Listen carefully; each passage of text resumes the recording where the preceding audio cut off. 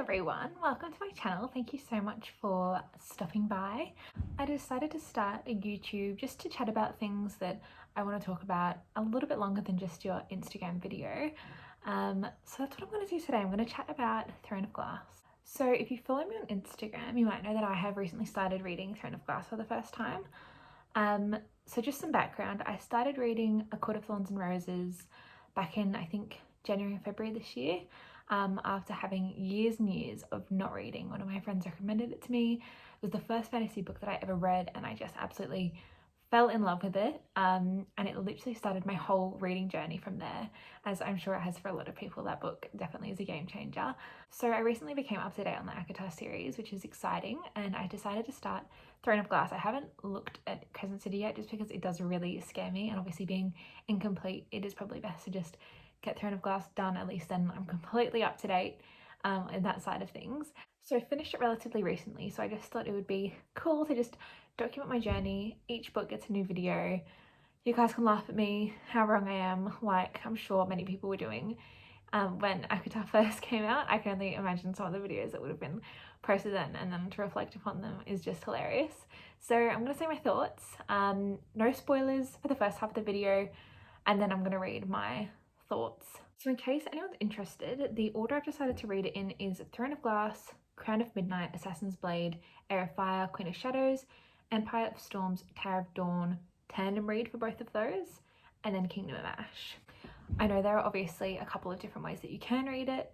This one I was recommended the most, so that's the one I've decided to go for, and I have decided to try and tackle the tandem read when I get to it, because I've also been told that it's the best way to go, even though it is obviously going to be pretty daunting. But I have a guide, feeling prepared, so that'll be interesting, and I'll definitely let you guys know how I go with that. Needless to say anyway, it's obviously a big series. I'm really excited. The first book was pretty manageable, so that's definitely good. I know it gets bigger and more complex, so I think it's good that it starts off pretty easy to understand, no real complexities, but I'm really excited to see how it all progresses and the world continues to build. So just for some background, in case you've not read it and you're wanting to, or just wanting to get some more background on generally what the book is about, I'm going to read out the blurb. I will say, you'll have to forgive me for the pronunciation. I haven't googled it, we're just going to wing it. So just I don't want to see any comments. But I'll read it out now. In a land without magic, an assassin is summoned to the castle. Selena Sardathian has no love for the vicious king who rules from his throne of glass, but she has not come to kill him. She has come to win her freedom. If she defeats 23 murderers, thieves and warriors in a deadly competition, she will be released from prison to serve as the king's champion. But something rotten dwells in the castle, and it's there to kill.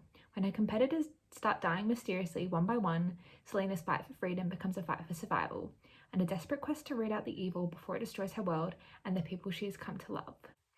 So it's gripping, honestly. Like, I was captivated from that blurb alone. It definitely has a great mystery aspect to it, as well as obviously your fantasy, a little bit of romance.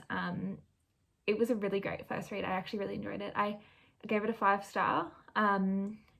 I really didn't want to, because I was just thinking surely the first book isn't going to be a 5-star, and I know it does only get better, so I was actually determined not to, but I loved it. I thought it was captivating. I was hooked the whole way through. It was obviously an easy read as it was quite short. I don't have the book on me, but it's 406 pages and it has an average Goodreads rating of 4.18, so that is quite solid for a Goodreads rating. I feel like anything over 4, I'm sold. Don't have to convince me again. I feel like that's a really solid review. So and that is with over 1.5 million ratings. So obviously every man and their dog has all read this book. I'm very behind the bandwagon, but that's why I thought it would be fun to document my journey of it. Also, if you see me looking down, all my lighting changes, it's because I'm reading off my laptop. But I'm going to read out the review that I wrote on my Instagram for you guys, just so it's like a spoiler free. All my reviews that I post on Instagram are spoiler free. But I'm just gonna read my review directly from here. So as I said, I gave it a 5 stars. I said, okay, I'm sold. This book was amazing. I was sure this wouldn't be a 5-star for me, as I know this isn't the best in the series, but it was just incredible. The mystery, the battles, the friendship, this was just so good, and I didn't want to put it down. I absolutely can't wait to get deeper into this series and see what else is going to happen. I love that the main character is a baddie, a literal assassin. She's such a cool character and I really want to learn more about her and her backstory and see what got her to this stage. I also love that she's a reader. Overall, I love this and I'm so excited to read the rest of the series, but also scared. Scared because it is so long and it's very hyped up, so it's always nerve-wracking going into a series that everybody loves. There's obviously pressure to feel like you need to love the book as well, but there shouldn't be, but I put the pressure on myself. But I did genuinely love the first book, so I'm really, really excited to keep reading and see what else is going to happen in the story. I'm really going to try and not rush it. I actually read the first book over a week ago now and I still haven't picked up the second. I'm really trying to pace it out as much as possible because I just have a feeling that this is going to be one of the books that, or one of the series that you just want to read again for the first time. So I'm definitely going to try and savor every book. That's what I did with the Court of Thorns and Roses series as well. It took me months to finish just because I was trying to savor it as much as physically possible, but obviously towards the end I just wanted to get it done and devour every second of it, so I'm sure I'm going to be the same with this, but at the moment definitely trying to pace myself. Also, I will say any book where the main character is a reader, immediate extra 0.5 stars for me, like an additional 0.5 stars on what I was going to give it in the first place, because I just love it, like that relatable aspect. It just like appeals to me so much, and obviously this had that, so I loved it. Yeah, such an easy win for authors to include, but I eat it up every time. So that was obviously all I can kind of say without giving anything away. So if you haven't read the series and you're wanting to give it a go, I would probably click out of this video now. Thank you for stopping by. I'll be back with some more spoiler-free content, but if you're wanting to see my thoughts on book 1 so far, stick around. I may slip in a few A Court of Thorns and Roses spoilers unintentionally or intentionally along the way, so just proceed with caution. But yeah, let's get into it. So I'm going to start off by talking about the competition as a whole. I really like the competition vibe. I love that she was given a chance to compete against other people and win her freedom. I also thought it was cool that she obviously went kind of undercover. People didn't know who she was, because she obviously is this incredible assassin. So I enjoyed that. I will say I wish it kind of went a bit longer. I know this was obviously quite a short book, but I probably would have liked to see a little bit more, especially towards the end. If it went on a little bit longer, a little bit more suspenseful, kind of on her second last fight, because that went really quickly. And even in her last fight, obviously it did go on for quite a while, but I still feel like I could have done with more. But overall, like, I really like the concept, I really like the pace. I thought it was really good and definitely enjoyable. I also loved the fact that there was kind of like this mystery, like people keep dying, what's happening? And then obviously when that all came revealed, that was definitely a shock to me. So I just thought that was really cool. Like, I love anything that has like a bit of a mystery vibe, so to have that kind of weaved in there as like another layer, I thought was really really interesting. So now I want to chat a little bit about the characters. So we'll start off with Selena. I hope I'm saying that right. Selena. Obviously she's this really cool assassin. I love that. I do think I would have liked to see a little bit more of that, and I definitely want to see how she became that sort of situation. So I know Assassin's Blade will probably have a little bit more information on that, which I'm really excited to see. I definitely don't regret at the moment doing it in this order, because I think it was cool kind of going into the action like that, and then eventually I can take a step back and kind of reflect on where they've come from, because I know they're kind of a series of novellas, so I'm excited to see who's in those novellas. I haven't really looked into them, but I'm definitely looking forward to seeing more of her powers as an assassin, like what she can actually do. So yeah, that is exciting. Her as a character though, I really thought she was cool, just so brave. I love that she wasn't perfect. I thought she was a little bit stubborn at times. So yeah, that was really fun. I thought she was great. I'm really rooting for her. Moving on to my next favourite character, Princess Nehemia. I loved her. I loved her friendship.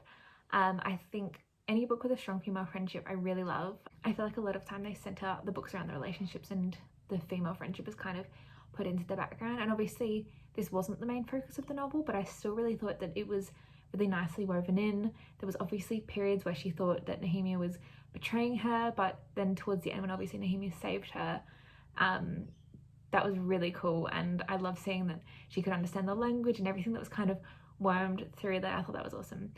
I will say, caveat now, I'm really scared, especially talking about the romance side of things. knowing Sarah J Maas, I don't want to get Tamlin again. So I will be proceeding with caution when I talk about things a little bit, because I know I'm going to look back on this in like a few books time and say, oh, that was wrong. So please keep the comments spoiler free going forward, as in like the next few books. I don't want to hear about them in the comments, because as of today I haven't read them, so I'm too scared, and I've been so good at avoiding spoilers at this stage, so you can laugh at me in a later video.